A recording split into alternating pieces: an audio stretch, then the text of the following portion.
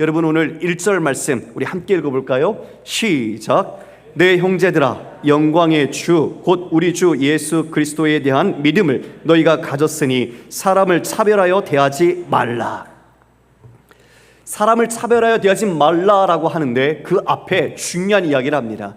너희가 어떠한 믿음을 가졌는가를 분명하게 제시하죠. 여러분, 우리의 믿음의 대상 그리고 우리의 믿음의 기준은 누구십니까? 다시 묻겠습니다. 여러분은 누구를 믿으십니까?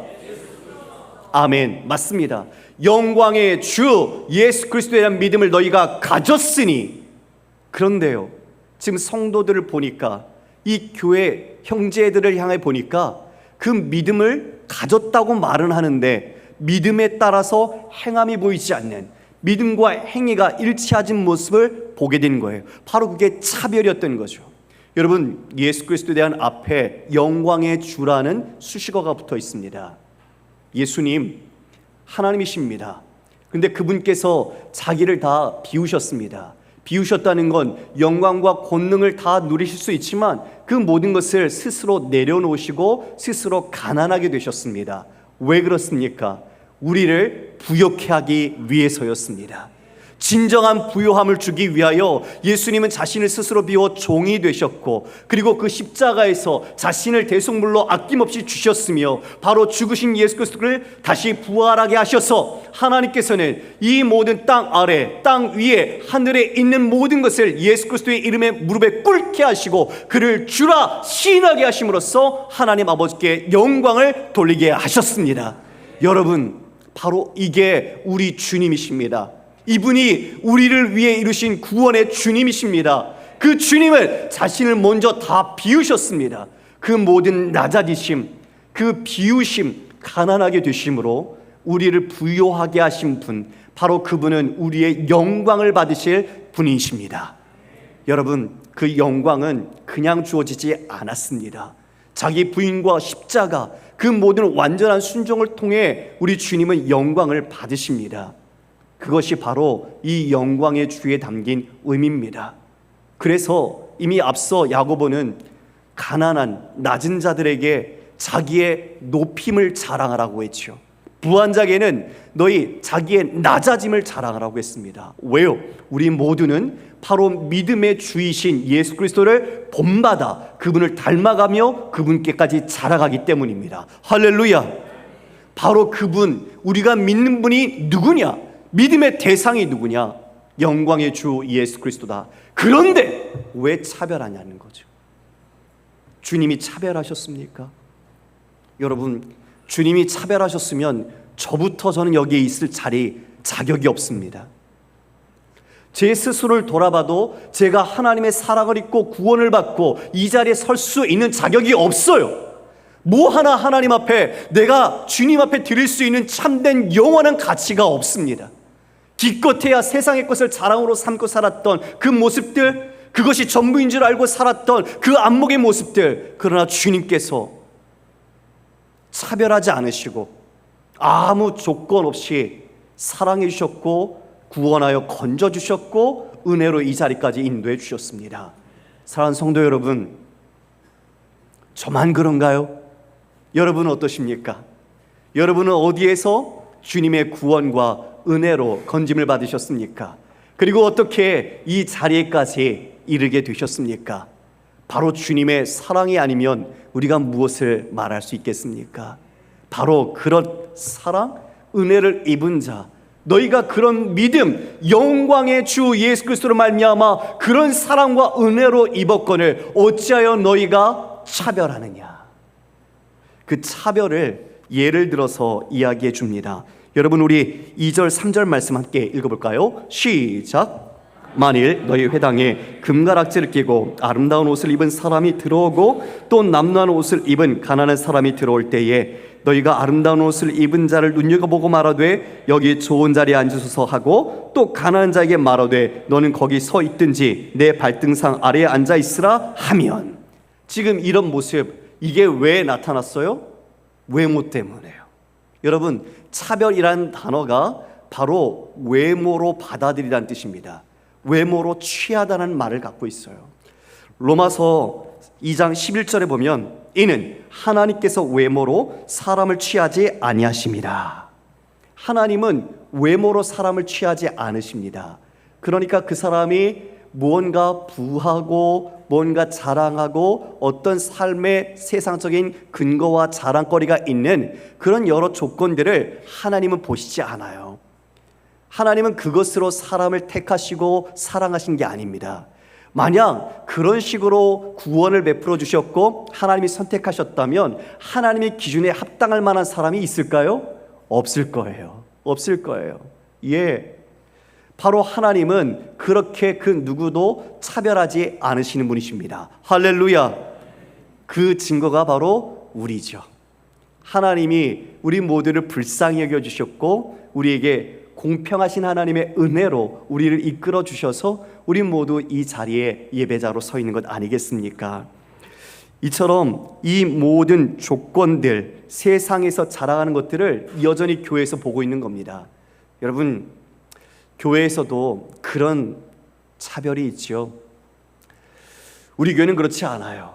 그런데 누가 헌금을 많이 하니, 아니면 어떤 사람이 가장 많이 헌신을 하니, 아니면 어떤 사람이 가장 사람들에게 인기가 좋은가, 여러 가지 이런 조건들이 사람들에게는 자신들의 인정을 받고 칭찬을 받는, 즉 그 사람의 어떤 외모로 판단이 되어서 존중받는 거예요.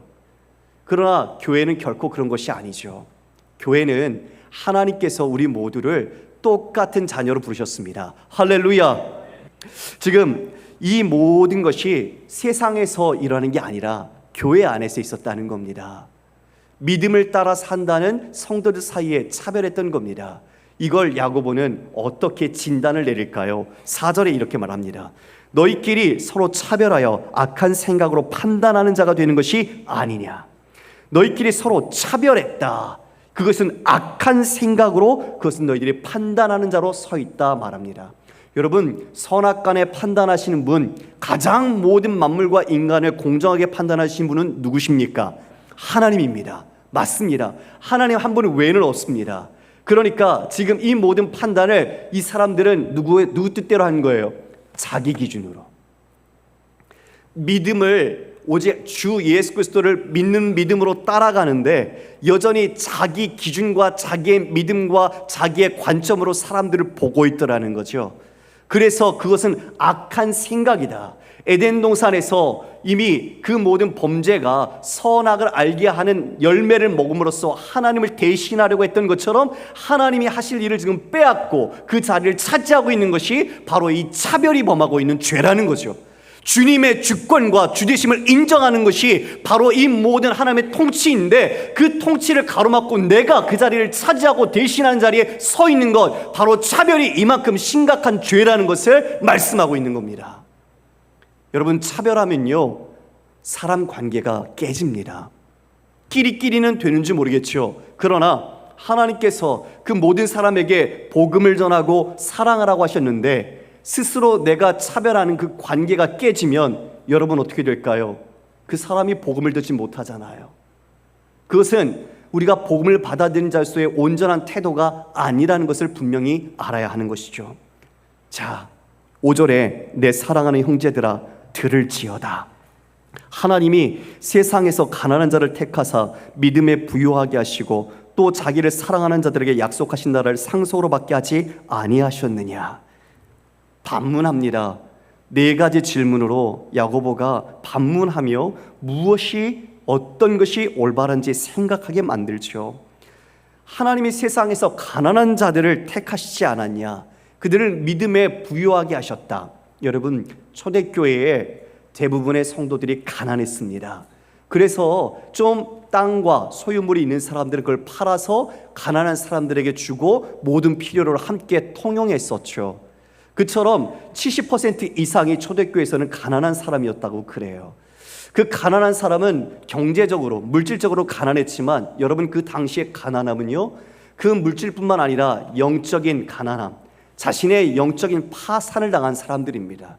고아와 과부와 나그네가 경제적인 기반, 자신을 부양할 수 있는 것들이 전혀 없었기에 하나님밖에 의지할 수 없는 사람들이었던 것처럼, 이 경제적으로 그 당시에 어려운 사람들, 그 모든 가난한 사람들은 주님만 바라볼 수밖에 없던 사람들이었죠.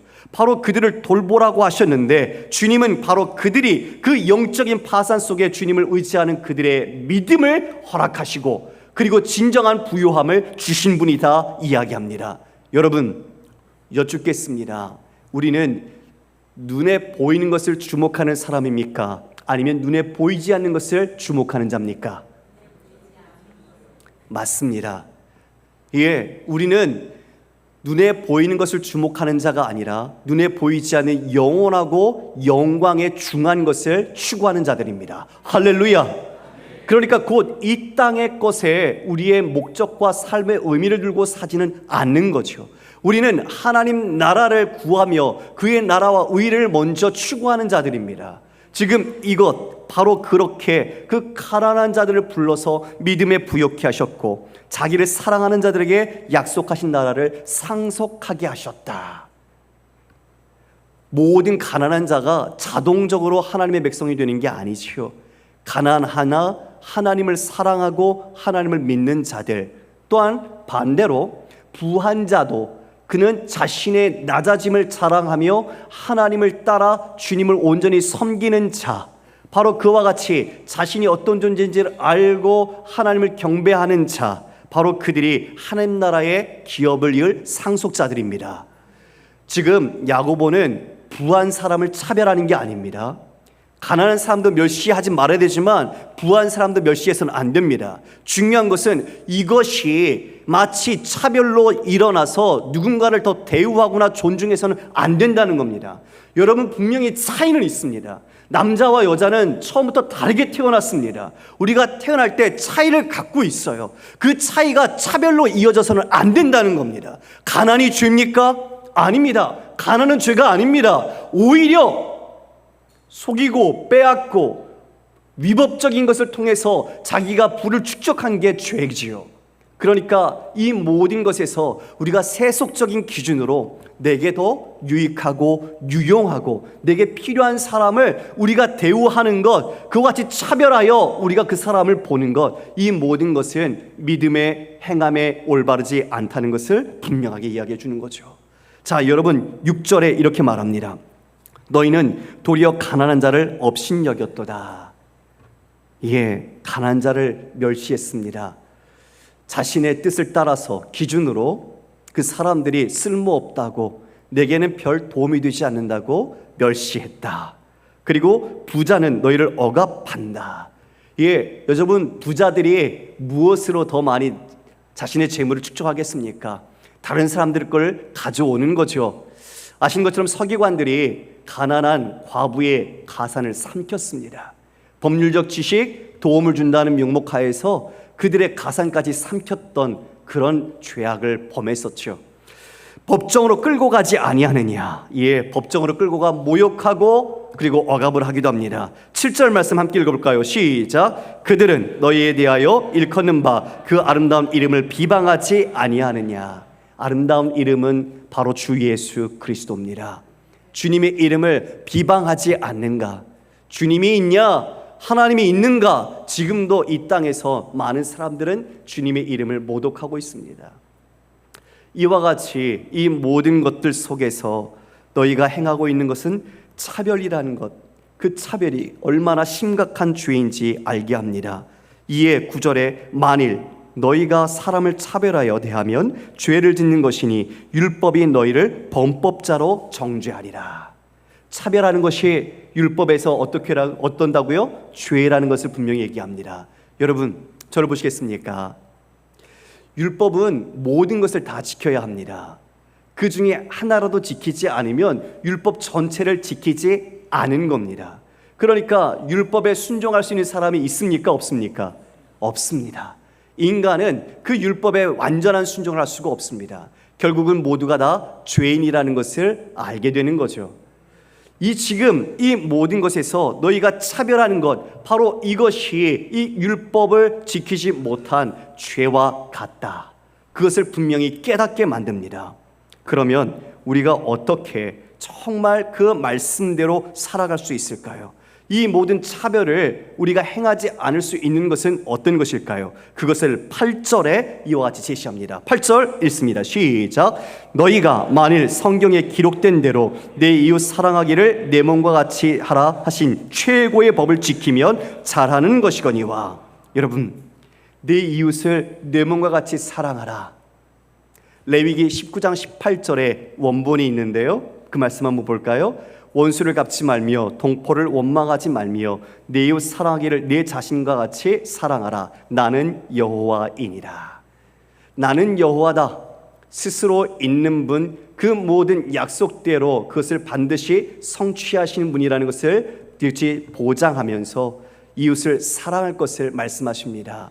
성도 여러분, 우리 한 주간의 삶에 이웃들과 어떤 관계로 또 어떤 태도로 지내셨습니까? 나는 교회를 다니는데, 나는 예수를 믿는데 정말 세상 속에서 여러분들은 그 다른 이웃들에게 어떻게 비춰지고 계십니까? 그들을 사랑하는 사람으로 그들이 여겨지고 또 우리를 바라보고 있습니까? 아니면 그냥 다른 세상의 똑같은 사람들처럼 우리를 바라보고 있습니까? 여러분 어떠십니까? 여러분 스스로 한번 그 질문에 답을 해보시면 좋겠습니다. 차별은 사랑의 율법을 어기는 것이며 하나님의 공의와 사랑을 심각하게 반하는 죄입니다. 그리스도께서 우리를 사랑하심은 차별이 없으셨습니다. 우리 모두를 사랑하셔서 우리에게 그 생명을 내어주시고 우리를 구원해 주셨습니다. 갈라디아서 3장 28절 말씀을 보면 너희는 유대인이나 헬라인이나 종이나 자유인이나 남자나 여자나 다 그리스도 예수 안에서 하나이니라. 여러분, 예수님은 차별이 있는 이 땅에 오셔서 주 예수 그리스도 십자가로, 그리고 이 땅에서 그리스도 안에서 하나 된 사람, 하나 된 그리스도인으로 우리를 묶어주셨습니다. 할렐루야. 이것이 새로운 이 땅의 공동체입니다. 교회는 그런 곳입니다. 그런 교회 안에 차별이 있어서는 안 된다는 것을 우리는 마땅히 알아야 할 것입니다. 예수님께서 마지막 새 계명을 주심도 사랑의 계명이셨습니다. 우리 사랑의 계명 함께 볼까요? 요한복음 13장 34절 35절입니다. 새 계명을 너희에게 주노니 서로 사랑하라. 내가 너희를 사랑한 것 같이 너희도 서로 사랑하라. 너희가 서로 사랑하면 이로써 모든 사람이 너희가 내 제자인 줄 알리라. 제자됨, 그 사랑이 이와 같은 증거라는 것을 말씀하십니다. 서로 사랑하는 것, 서로 미워하는 게 아니네요. 서로 잘난 체 하는 것도 아니네요. 서로 인정받으려고 하는 것도 아니네요. 서로를 사랑함으로써 내가 주님의 제자인 것을 모든 사람이 알 것이라고 말합니다. 사도 바울은 어떻게 이야기할까요? 로마서 13장 8절 말씀입니다. 같이 읽습니다. 피차 사랑의 빛 외에는 아무에게든지 아무 빛도 지지 말라. 남을 사랑하는 자는 율법을 다 이루었느니라. 예, 남을 사랑하는 자는 율법을 다 이루었다. 사랑이 율법의 완성이라고 말하고 있습니다. 우리 사랑의 사도라고 일컫는 요한 사도는 어떻게 이야기했을까요? 요한일서 4장 12절 말씀입니다. 어느 때나 하나님을 본 사람이 없으되 만일 우리가 서로 사랑하면 하나님이 우리 안에 거하시고 그의 사랑이 우리 안에 온전히 이루어지느니라. 사랑이, 우리가 서로 사랑하면 우리 주님의 사랑이 우리 안에 온전히 이루어진다. 주님이 우리 안에 거하심이 드러난다. 여러분, 그러므로 곧 이 믿음의 증거는 무엇이죠? 이웃을 사랑하는 것입니다. 여러분이 옆에 분에게 한번 이렇게 얘기할까요? 믿음의 증거는 이웃을 사랑하는 것입니다. 서로 함께 나누겠습니다. 예, 사랑하십시오. 주님께서 기뻐하십니다. 주님께서 그것을 너무나 원하십니다.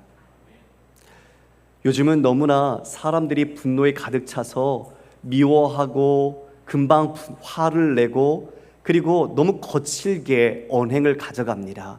사랑이 점차 식어가고 있죠. 11절, 12절 말씀에 너희는 자유의 율법대로 심판받을 자처럼 말도 하고 행하기도 하라. 긍휼을 행하지 아니하는 자에게는 긍휼 없는 심판이 있으리라. 긍휼은 심판을 이기고 자랑하느니라. 자유의 율법이라고 말합니다. 우리는 얽매여 있었죠. 그러나 예수 그리스도께서 우리를 구원해 주시고 그 복음으로 우리는 진리 안에서 자유롭게 되었습니다. 여러분, 그 모든 게 하나님의 은혜와 자비였습니다. 그것을 받은 우리가 어떻게 살아야 된다고요? 그것을 따라서 심판받을 자처럼 우리의 말과 행동을 해야 한다고 말합니다. 여러분, 이게 구원의 조건이 아닙니다. 분명히 말하지만 구원받은 자는, 바로 그 복음 안에 거하는 자는, 그리스도의 사랑을 입은 자는, 그 긍휼을 입은 자는 바로 그 사랑을 알기에 그와 같이 이 복음의 말씀을 따라서 우리의 언행과 우리의 온 삶을 주님 오시는 그날까지 살더라 라고 말하는 겁니다. 할렐루야. 이게 구원받은 백성의 삶입니다. 지금 믿음과 행함이 잃지 않는 것에 대하여 야고보는 바로 믿음의 백성이라면 우리의 구원을 얻은 그 복음, 그 자유케 하는 율법의 말씀을 따라 우리는 그와 같이 삶으로 총체적인 복음을 증거해야 한다는 걸 이야기한 겁니다. 긍휼을 행하지 않는 자는 무자비한 긍휼 없는 심판을 받을 것이다. 그러나 긍휼은 심판을 이기고 자랑하느니라. 긍휼히 여기는 자는 긍휼히 여김을 받게 될 것입니다. 사랑하는 성도 여러분, 말씀을 정리합니다. 오늘 말씀 속에서 차별에 대한 이야기는 곧 우리가 하나님의 사랑을 모르는 것, 그 하나님의 복음을 제대로 이해하지 못하고 깨닫지 못하고 순종하지 못한 것으로 드러났습니다. 여러분, 오늘 이 말씀이 우리의 삶에 적용되기를 원하는 것은 바로 저부터 또 우리 모두가 우리 교회 안에 차별적인 요소는 없는지 돌아봤으면 좋겠습니다. 새로 오신 분들 따뜻하고 환영하는 모습으로 여긴 내 자리야, 여기는 내 거라고. 아니요, 내 자리가 어디에 있어요? 우리는 그거부터 없애야 됩니다. 우리는 자기의 성경책을 딱 두고 그 자리에 가장 좋은 자리는 내가 침했으니까 여긴 누구도 못 앉아. 여러분, 이게 기득권이에요. 이건 새신자들이 오는 순간 그것을 보면 자신은 어디에 갈지 당황합니다. 그리고 새신자분들이 오시면 따뜻하게 환대해 주십시오. 우리는 외모를 보지 않습니다. 그분이 바로 하나님의 형상으로 지음받았으며 그분이 우리와 같은 하나된 형제요 자매임을 믿기 때문입니다. 그러므로 온 마음으로 서로 친절하게 사랑으로 우리 모든 교우들이 함께 행하기를 원합니다. 주님 오시는 그날까지 바로 우리가 이 교회뿐만 아니라 우리의 모든 일상 속에서 만나는 모든 이들이 바로 우리 안에 내게 주신 그 주님의 사랑과 참된 복음을 깨달아서 냄새가 펄펄 나고 보잘것없어 보이고 배우지 못하고 다른 사람에게 인정받지 못하는 사람이 있더라도 그분이 우리 주님의 모습일 수 있습니다. 겸손하십시오. 그리고 늘 깨어서 바로 그런 분을 주님처럼 대하십시오. 어린 소자 하나를 대하는 것이 내게 한 것이라 말씀하신 주님, 너희들이 어찌하여 업신 여기느냐? 우리가 그 질문을 받지 않도록 우리의 모든 삶에 은혜를 받은 자답게 우리 교회가 서로 사랑함으로써 그리스도의 온전한 몸을 이루고 이 땅에 하나님의 사랑과 공의를 온전하게 증거하는 통로로 쓰임받기를 주님의 이름으로 축원합니다.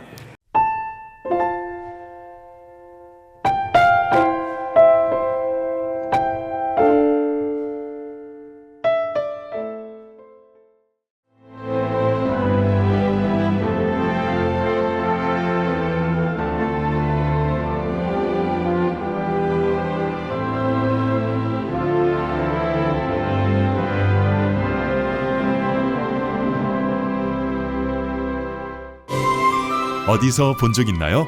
섬이 꽃을 피웠어요. 노랗게 피어난 홍도, 섬을 따라 흐르는 원추리의 물결, 붉게 타오른 아페도, 크로코스미아 꽃이 여름을 데우죠. 바다 위에 피어난 꽃섬, 그 낭만이 당신을 부릅니다. 7월 홍도 원추리, 아페도 크로코스미아 꽃 섬축제, 꽃보다 눈부신 여름, 지금 신안에서 피어납니다. 천사섬 신안.